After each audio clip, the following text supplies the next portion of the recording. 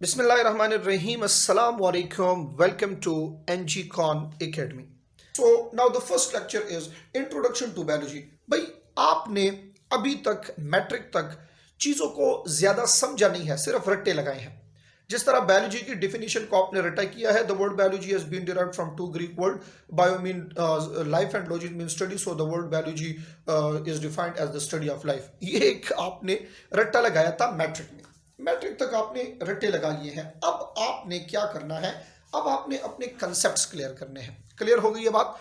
सो इस पहले लेक्चर में हम दो चीज़ों को एक्सप्लेन करेंगे कि ये बायोलॉजी का वर्ड कैसे आया, इस डेफिनेशन के पीछे कॉन्सेप्ट क्या है, और फिर डिस्कशन करेंगे लाइफ के ऊपर कि लाइफ असल में हमारे पास क्या है. गौर से मेरी तरफ देखते जाएं. Look at the very first thing. For the first time जो वर्ड बायोलॉजी यूज हुआ, ये तो आपके 9th क्लास की बुक में, अगर आप 9th क्लास की बुक उठाएं और उसमें देखें तो वहां पे आपके बुक में पेज नंबर 1 के ऊपर लाइन नंबर 5 के ऊपर एक चीज लिखी होगी कि for the first time world biology को यूज किसने किया.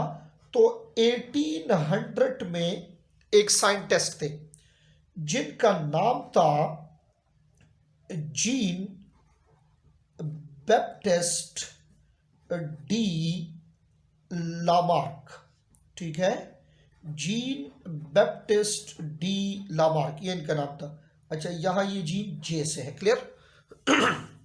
इसको गौर से देखते जाएं. जीन बैप्टिस्ट डी लामार्क, इसने for the first time biology का वर्ड यूज किया. अब याद रखिए, ये जो साइंटिस्ट है ये असल में नेचुरलिस्ट था. कौन था? नेचुरलिस्ट था. अब नेचुरलिस्ट क्या करता है भाई, वो इर्द गिर्द की चीजों को स्टडी करता है. तो इसने कहा मैं जब नेचर को स्टडी करता हूं, अपने इर्द गिर्द की चीजों को स्टडी करता हूं, तो मेरे पास दो चीजें आ जाती हैं. वो दो चीजें कौन सी हैं, हम एग्जांपल ले लेते हैं. सपोज एक हमारे पास नेचर में सराउंडिंग में ये है और दूसरे साइड पे सराउंडिंग में हमारे पास ये है.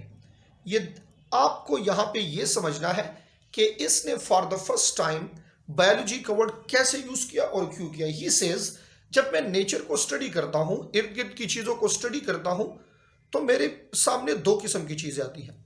एक ऐसी है जिसमें कुछ प्रॉपर्टीज है. फॉर एग्जाम्पल, ये एक प्रॉपर्टी है, एक किस्म की चीज है जिसमें ग्रोथ हो रही है, और कुछ चीजें नेचर में ऐसी है जिसमें नो ग्रोथ, इनकी ग्रोथ नहीं होती. फिर कुछ चीजें नेचर में ऐसी है जिसकी रिप्रोडक्शन होती है, नंबर्स इनके इंक्रीज होते हैं. बट कुछ चीजें ऐसी है जिसमें रिप्रोडक्शन नहीं होती. कुछ चीजें ऐसी है जिसके नंबर इंक्रीज हो रहे हैं, जिसमें साथ साथ रिस्पायरेशन हो रही है, रिस्पायरेशन हो रही है. और इसी नेचर में कुछ चीजें ऐसी है जिसमें कोई रिस्पायरेशन नहीं हो रही. अब बहुत सारे ऐसे कैरेक्टर्स हैं, बहुत सारे ऐसे कैरेक्टर्स हैं, that is the set of characters जो कि नेचर के कुछ चीजों में है और कुछ में नहीं है. तो for the first time gene Baptiste de Lamarck ने क्या कहा, ही सेज दैट कि ये जो कैरेक्टर्स जिन चीजों में है उसके अंदर असल में बायो है. उसके अंदर क्या है? बायो है. अब वो तो चूंकि ग्रीक लैंग्वेज यूज कर रहा था, तो हम क्या कहते हैं भाई, हम कहते हैं the word bio actually means life. तो ही सेज के जिसके अंदर ये कैरेक्टर्स है उसमें बायो है, यानी हमारी जुबान में लाइफ है, और जिसमें ये कैरेक्टर्स नहीं है उसमें लाइफ नहीं है. क्लियर हो गई ये बात, बायो नहीं है. अब जो सेकंड ये टर्मिनोलॉजी पूरी करने के लिए ये वर्ड है लॉजी. तो इसका मतलब क्या है? इसका मतलब है स्टडी, इसका मतलब है डिस्कशन, और इसका एक और मतलब है नॉलेज अबाउट समथिंग. क्लियर हो गई ये बात. अब देखिए भाई, आसान है. डेफिनेशन कैसे बन गई हमारे पास, the study of life is called biology. तो आपको ये याद होना चाहिए, for the first time world biology किसने यूज किया? जीन बैप्टिस्ट डी लामार्क ने यूज किया, जो कि एक नेचुरलिस्ट था। और इसका बेस क्या था? Base is a character which differentiate between living and non living. Clear हो गई ये बात? तो 1800 में फॉर द फर्स्ट टाइम इसने ये वर्ड यूज किया। अब हमने ये डिफिनीशन तो सीख ली है, डिफिनीशन तो हमारे सामने आ गई है, और वो डिफिनीशन क्या है? That the study of life is called biology. इसको तो आपने ऑलरेडी रट्टा किया हुआ है, ठीक है? That study of life is called biology. But the very most important thing जो आज हमने यहाँ पे डिस्कस करना है वो ये है कि ये लाइफ असल में क्या है। स्टडी ऑफ लाइफ को तो आपने बायोलॉजी कह दिया, बट यहाँ लाइफ ये क्या है? अब क्वेश्चन ये बनता है, देखिए लिविंग वर्ल्ड में अगर आप देखें तो दो किस्म की चीजें हैं, living and non living.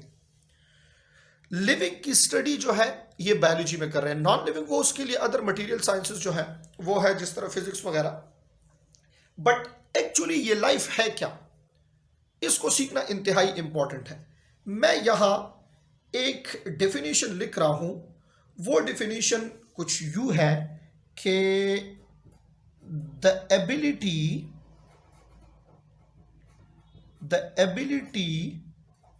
Of protein synthesis, the ability of protein synthesis is called life. भाई बहुत आसान है, जो भी क्रिएचर अपने लिए खुद प्रोटीन बना सकता है उसको क्या कहेंगे? उसको लाइफ कहेंगे, लिविंग कहेंगे। और जो क्रिएचर खुद प्रोटीन नहीं बना सकता उसको आप लिविंग नहीं कह सकते, उसको लाइफ नहीं कह सकते। क्लियर हो गई ये बात?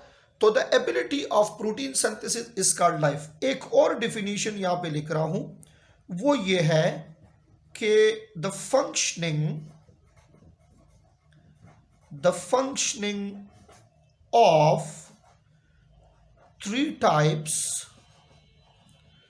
ऑफ आरएनए, जब तीनों आरएनए फंक्शनल होंगे, messenger RNA which carry information from DNA to ribosome, then transfer RNA which carry amino acid from cytoplasm to ribosome, और ribosomal RNA which make the structure of ribosome। जब ये तीनों RNA functional होंगे तो actually इसका मतलब ही यही है कि तीनों RNA फंक्शनल होने से जो प्रोसेस होगा वो होगा the process of protein synthesis. So main बात यही है कि the ability of protein synthesis is called life.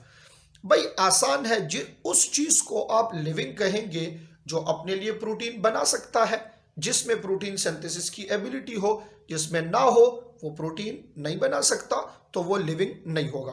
अब लिविंग के लिए एक चीज सीख लें कि प्रोटीन सिंथेसिस इसके अंदर कब होगी। लिविंग के अंदर किसी भी चीज का लिविंग होना, किसी भी चीज का प्रोटीन सिंथेसिस करना, इसके लिए the most important thing that creature will must have DNA and RNA, कि उस बॉडी के अंदर, उस सेल के अंदर डीएनए एंड आरएनए दोनों एट अ टाइम होंगे। Because DNA will transfer from parents to offspring, जिसमें जीन्स होंगे, जिस डीएनए के एक पार्ट को जीन कहते हैं, और फिर इस जीन की एक्सप्रेशन के लिए तीनों आरएनए का होना जरूरी है। तो ये 3 आरएनए मिलके इस डीएनए में जो कोड्स हैं उसको एक्सप्रेस करेंगे और इससे क्या बना देंगे? प्रोटीन बना देंगे। देखें, हम वायरस को क्यों लिविंग नहीं कह सकते? बहुत सिंपल सी बात है, वायरस को हम लिविंग नहीं कह सकते। Virus is on the border line, virus is on the border line between living and non living. Virus living और नॉन लिविंग के बॉर्डर लाइन पे है। क्यों बॉर्डर लाइन पे है?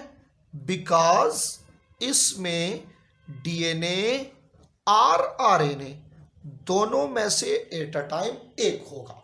बात क्लियर हो रही है? लिविंग में डीएनए एंड आरएनए और बॉर्डर जो डीएनए और आरएनए हुआ तो ये बॉर्डर लाइन पे। तो वायरस को इनसाइड द लिविंग इसलिए कहते हैं। गौर करें, यहां पे आसान सी चीज आपको समझा रहा हूं। ये वायरस जब इनसाइड द होस्ट होगा, वायरस जब इनसाइड द होस्ट होगा तो इसको फिर आप लिविंग कह सकते हैं। क्यों? रीजन क्या है? देखें, अगर इस वायरस के पास अपना डीएनए है, डीएनए इसका अपना है, तो this virus will use RNA of a host, तो प्रोटीन सिंथेसिस हो जाएगी। और वायरस के पास अगर आरएनए अपना है तो this virus will use DNA of host, तब भी प्रोटीन सिंथेसिस हो जाएगी। तो भाई वायरस इनसाइड द लिविंग होगा और आउटसाइड द लिविंग ये लिविंग नहीं होगा। What is the reason? क्योंकि virus inside the living protein synthesis कर सकता है और आउटसाइड द लिविंग होस्ट ये प्रोटीन सिंथेसिस नहीं कर सकता। क्लियर हो गई ये बात? This is about introduction to biology and introduction to life.